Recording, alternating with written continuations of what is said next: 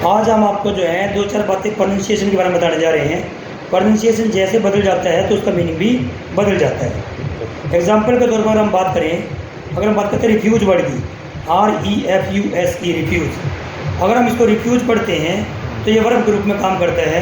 तो रिफ्यूज़ का मतलब बन जाता है इनकार करना, यानी कि अस्वीकार करना, मना कर देना, कहने का मतलब ये है।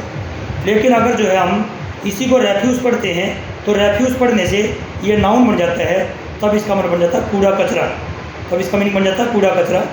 इसी तरह का एग्जाम्पल एक और भी है, जैसे अगर मान लीजिए हम बोल देते हैं CONTENT, इसको अगर हम कंटेंट पढ़ते हैं, कंटेंट पढ़ते हैं तो तब इसका मीनिंग है सेटिस्फाइड, यानी संतुष्ट। इसी को अगर हम कंटेंट बोलते हैं तो इसका मतलब बन जाता है यहाँ पर सूची वगैरह, ये मीनिंग बन जाता है, मीनिंग बदल जाता है यानी कि। इसी प्रकार से वर्ड है जैसे CONDUCT, इसको हम कंडक्ट पढ़ते हैं तो तब ये वर्ब का काम करता है संचालन करना।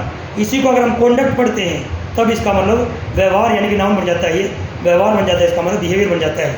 इसी प्रकार से और भी कई वर्ड हैं, अगर हम जिक्र करूँगा, जैसे मान लीजिए LOOSE है। LOOSE को अगर हम लूज पढ़ते हैं तो लूज इसका प्रोनाउंसिएशन बिल्कुल गलत है। इसका प्रोनाउंसिएशन जो है ढीले के अर्थ में जब भी होगा तो इसको हम लूज बोलेंगे। इसी प्रकार से एक वर्ड है हमारे पास LOSE, इसको लूज पढ़ेंगे, लेकिन LOOSE को हम लूज ही पढ़ेंगे। इसी प्रकार से एक वर्ड है USE, जिसको हम यूज बोलते रहते हैं।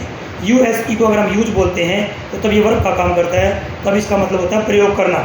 लेकिन USE को अगर हम यूज बोलते हैं तब ये नाउन बन जाता है, जिसका मतलब सिर्फ प्रयोग या लाभ होता है।